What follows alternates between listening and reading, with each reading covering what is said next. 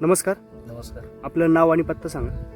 माझे नाव सुदाम रामकृष्ण खांडवाले, कंपोस्ट मैरावणी, तालुका जिल्हा नाशिक. सर, आपला हा टोमॅटोचा प्लॉट आहे, याला आपण काय वापर केलेला आहे? याला कृषी अमृत टाकलं बेडमध्ये. बरं त्याच्यामध्ये परत ते मायक्रो चार्जर बरं.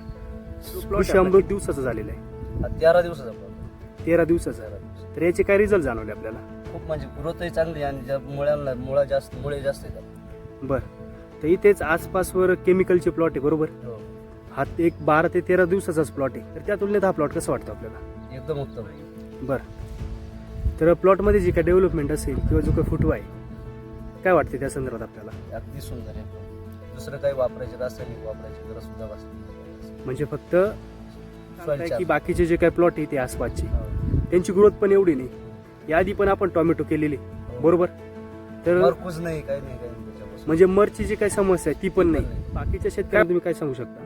त्यांना सुद्धा वापरायला सांगू इच्छितो असं. बरं. म्हणजे जर पूर्णपणे जर आपण शेड्यूल फॉलो केलं तर नक्कीच आपल्याला जो काही रिझल्ट आहे तो 100% 100% चांगला आहे.